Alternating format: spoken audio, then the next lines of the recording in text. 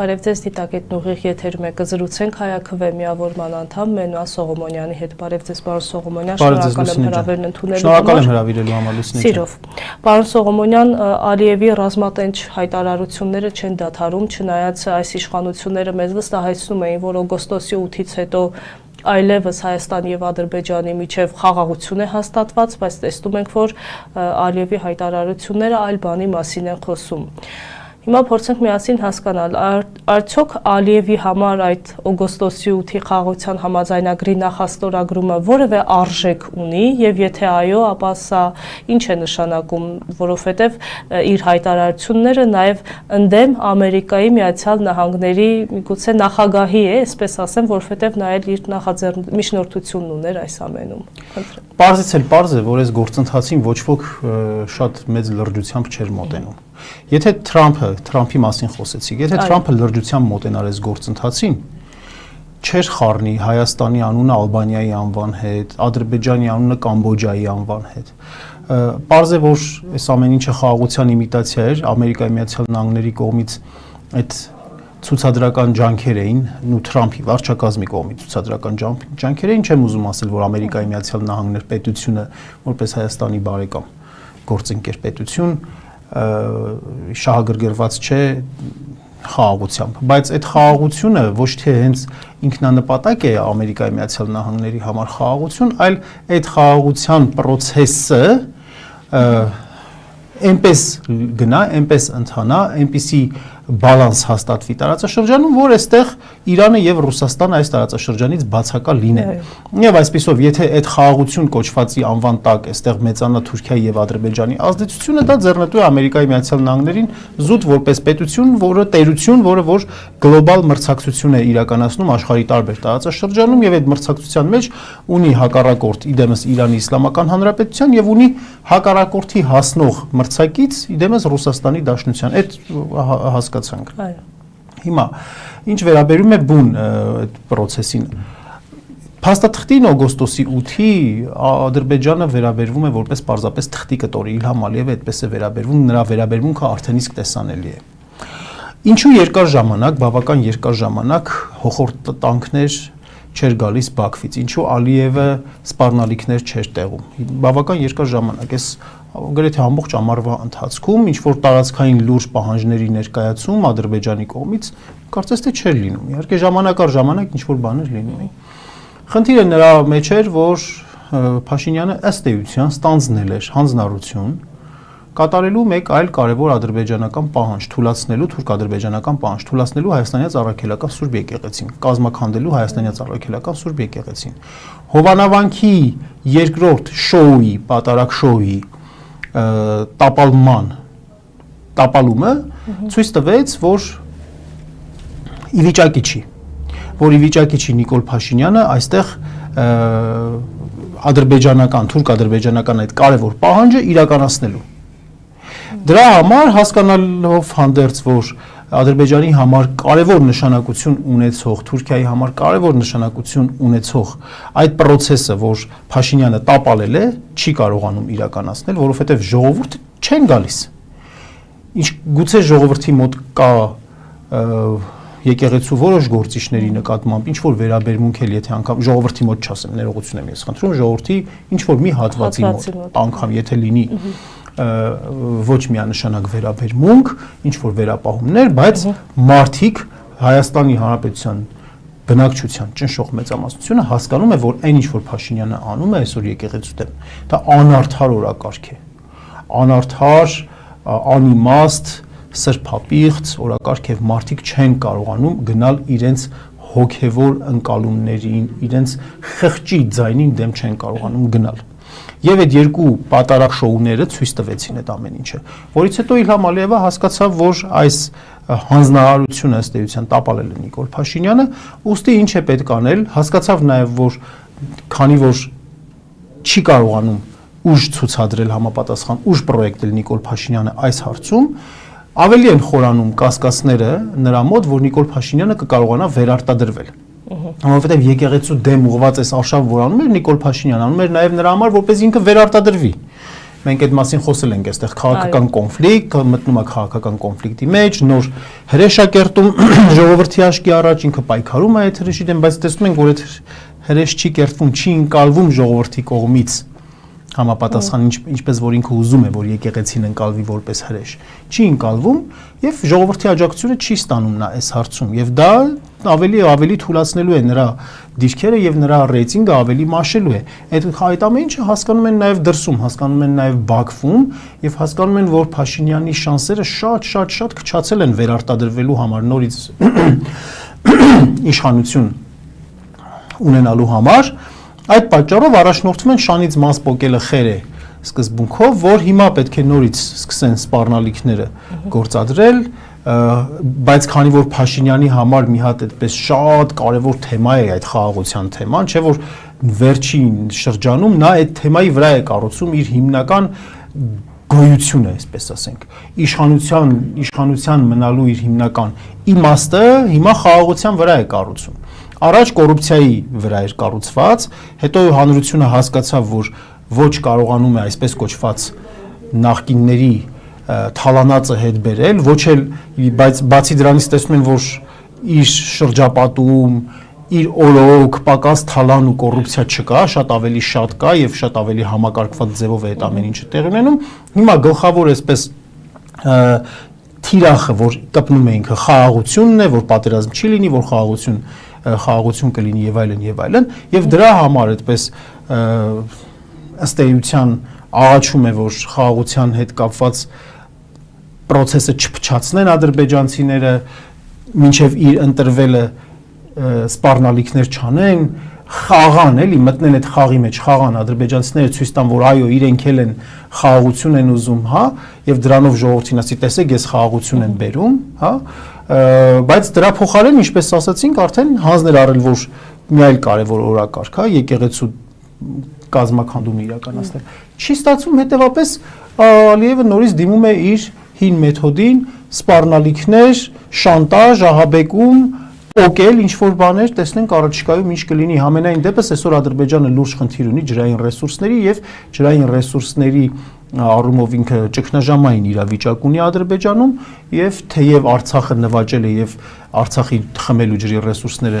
նրա պահանջարկի 25%-ը ապահովում են, բայց համենայն դեպս այդքանն էլ նրան բավարար չէ եւ աչքը տնկել է մեր Սևանի ավազանի վրա։ Այո, ապրեք, հենց այդ օրինակն էլ ուզում էի բերել, ի պատասխան Ալիևի այդ հայտարարության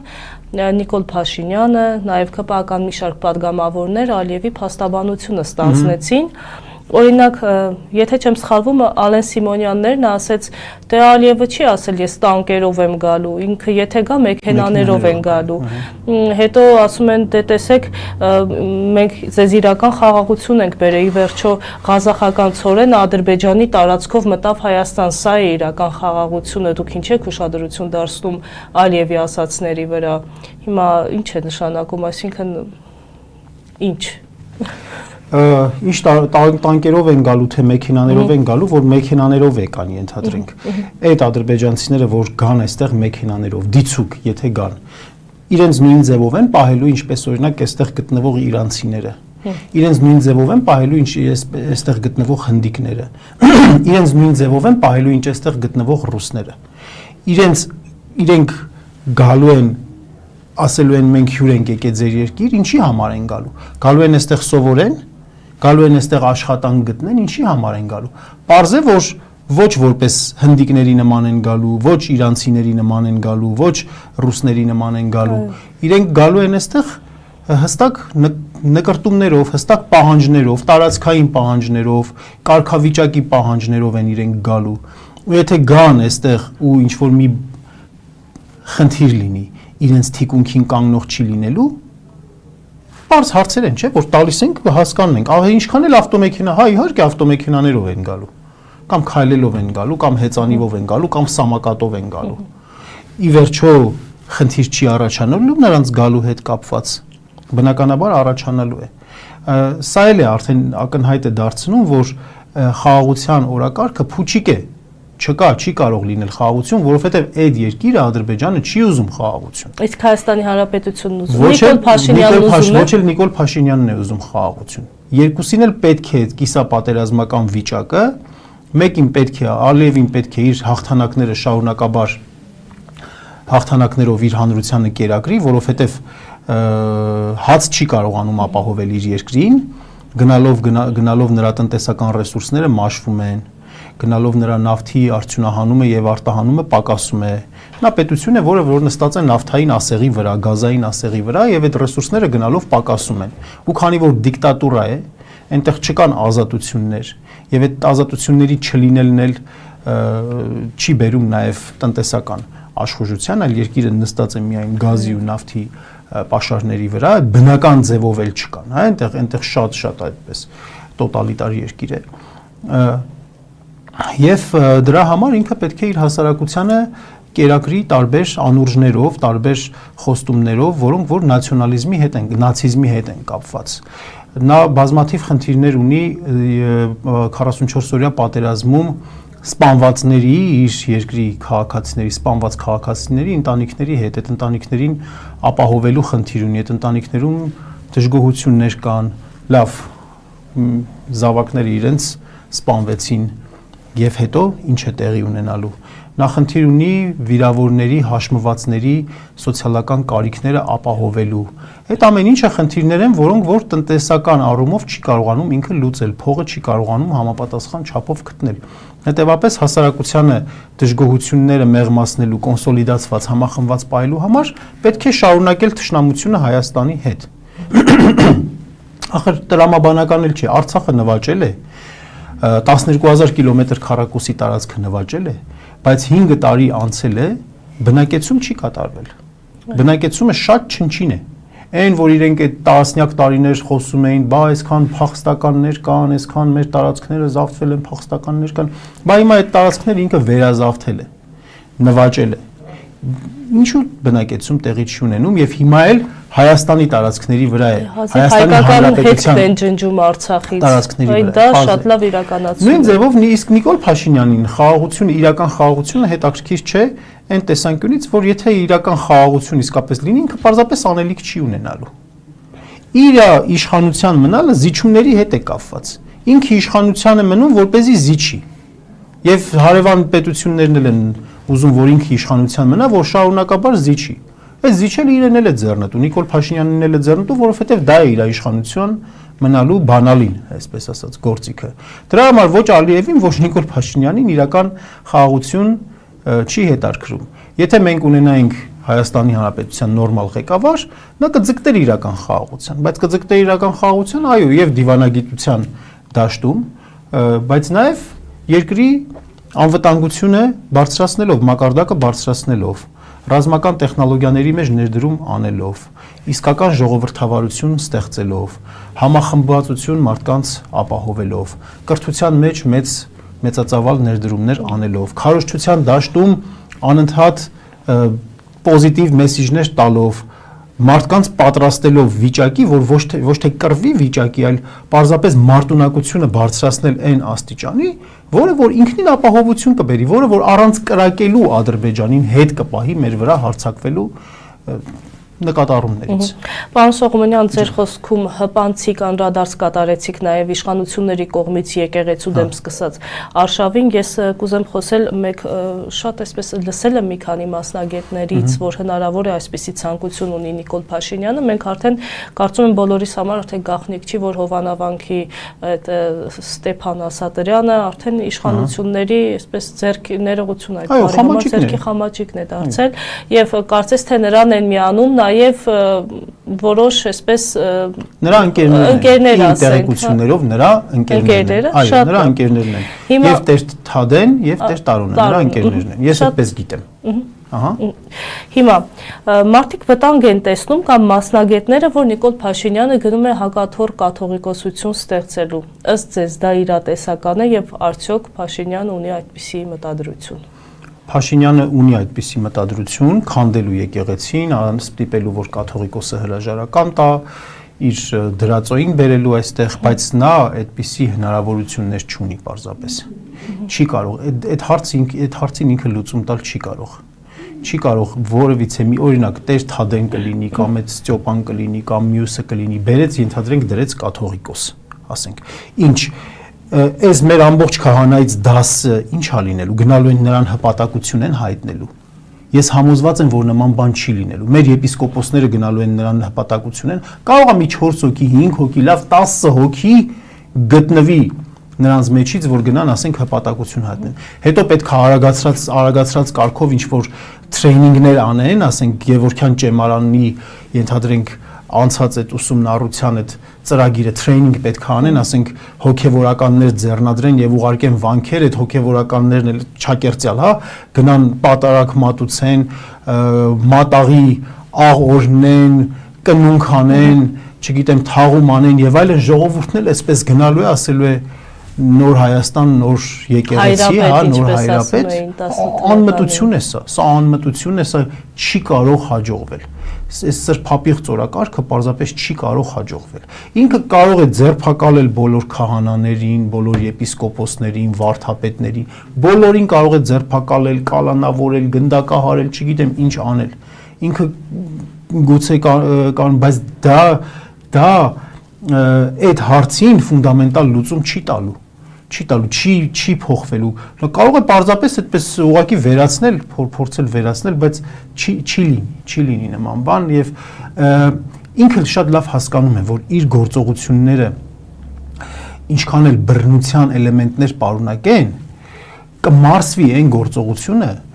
որը որ ժողովրդի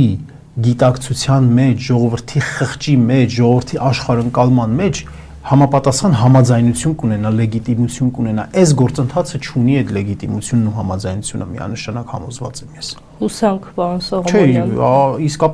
իսկապես մյուս բարեկամ պատկերացնելու չէ, ոնց է անելու։ Ինչ է լինելու։ Բայց օրինակ մենք նաև չենք պատկերացնի, որ ինչ որ քահանա կարող է կարգալույց արվելուց հետո պատարակ մատուցի ընդդեմ Դե հանցագործություն է գործում Լուսինե ջան։ Վեհափարի հայտարարություններ անի։ Դե հանցագործություն է, այդ մարդը, այդ Ստեփան Ասատրյանը, նրան այլ ընկերներ միանան կամ այլ հոգևորականներ։ Կարող է գնալ իր տանը, ինչ որ ցանկացած ծես անել։ Կարող են իրենք ստեղծել նոր կրոն, նոր եկեղեցի, նոր շարժում, նոր աղանդ, ինչ ուզես կարող են անել, բայց ոչ իրենք ներկայանալ իբրև հայաստանյաց առաքելական Սուրբ եկեղեցու մասնիկ,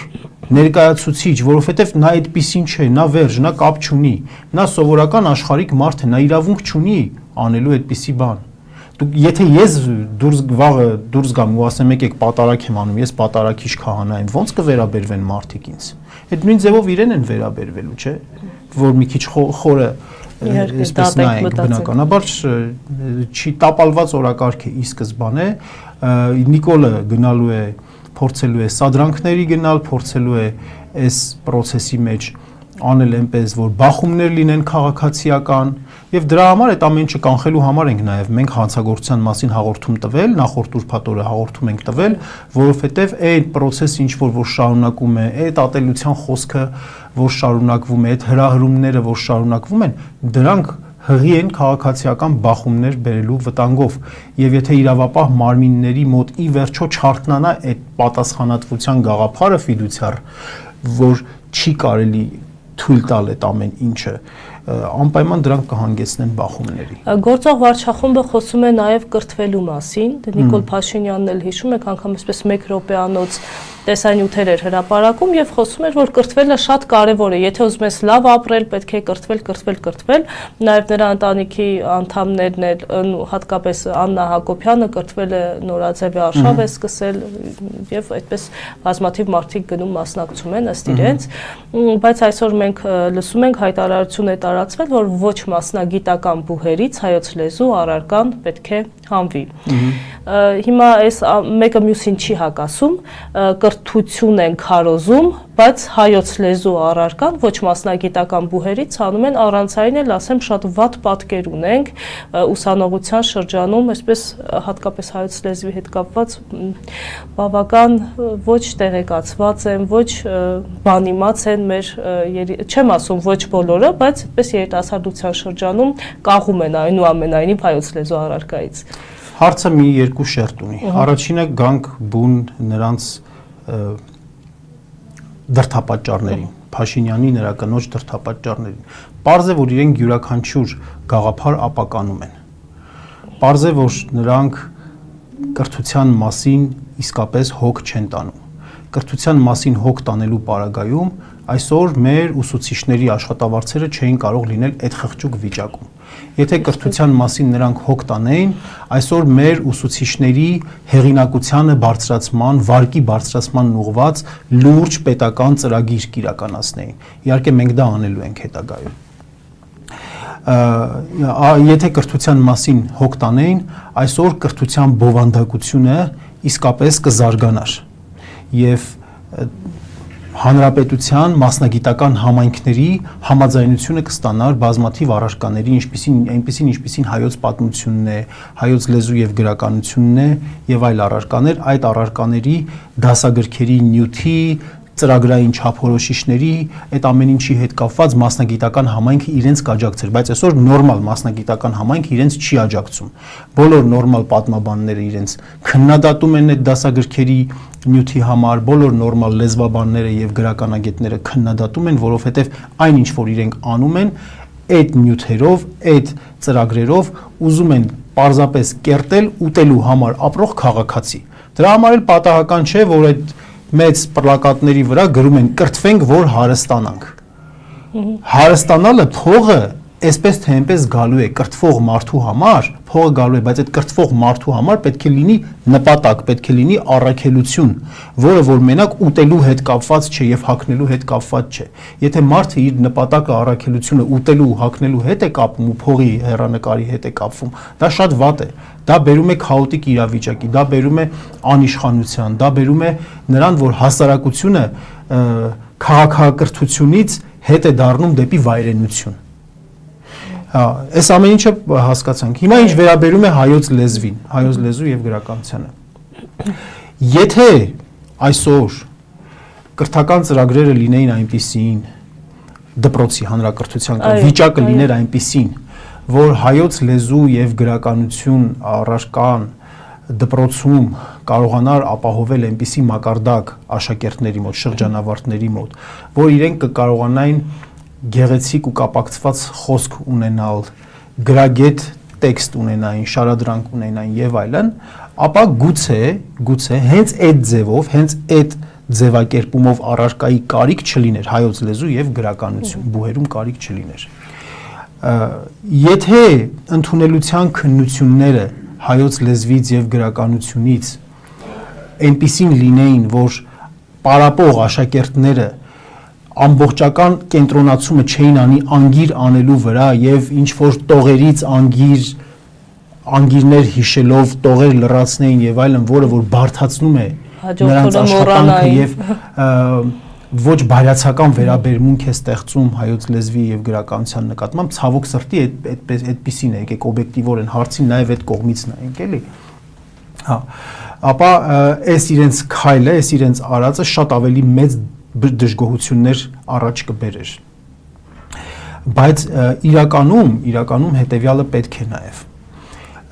գուցե ոչ հայոց լեզու եւ գրականություն անունով լինի, բայց առհասարակ բուհերում հայոց լեզու եւ խոսքի մշակույթը անպայման այդ դասընթացը պետք է լինի, ինչ որ մի ձևով պետք է լինի։ Պետք է կապակցվի նրանց մասնագիտության հետ, մասնագիտությունների հետ։ Օրինակ իրավագետը, երբ որ ստանում է իրավաբանական կրթություն եւ այդ իր ստացած գիտելիքները մասնագիտական, ինքը նրան պետք է նաեւ խոսքային հմտություններ։ Այ հենց այդտեղ եւ առաջին հերթին մայրենի լեզվով խոսքային հմտություններ է պետք։ Հենց այստեղ է, որ անհրաժեշտ է հայոց լեզուն, հայոց լեզու առարկան եւ խոսքի մշակույթ առարկան անհրաժեշտ է։ Դա կարելի է մտածել իհարկե ոնց կարելի է ապահովել, բայց այդ վերջնարդյունքը, որ կարողանա տեքստ կազմել, որ կարողանա գրագետ ձևակերպում անել, որ կարողանա արտահայտվել, շարադրել եւ այլն, դա անհրաժեշտություն է, դա անհրաժեշտ է ֆիզիկոսի համար, մաթեմատիկոսի համար, ճարտարապետի համար, ճարտարագետի համար, իրավագետի համար, միջազգայնագետի համար, բոլորի համար էլ դա անհրաժեշտ է։ Պարզապես այստեղ խնդիրը ինչումն է։ Ունենք ինչ-որ մի հատ անկատար վիճակ հայոց լեզվի եւ գրականության հետ եւ փոխանակ լրացնելու, կատարելագործելու Բացելով, հանում են ուղակի դուրս են գցում։ Այդ նույնը եղավ հայոց եկեղեցու պատմություն առարկայի հետ դպրոցում։ Հասկանալի էր, որ գուցե այդ առարկայի մեջ մի քիչ շատ էր ավելի շեշտադրված պատմական նյութի վրա։ Եվ կարելի էր խնդիր դնել զարգացնելու այդ դասընթացը, ավելի ուժեղացնելու այնտեղ քրիստոնեական բարոյագիտության բաղադրիչը, որ աշակերտները կարողանային մեղքը ճանաչել, որ աշակերտները կարողանային մի քիչ, հա, այդ քրիստոնեական բարոյագիտությունը իսկապես խորքային առումով նրանց մեջ մտնել, անկախ նրանց դավանաբանական ուղղությունից, որովհետև բոլորս էլ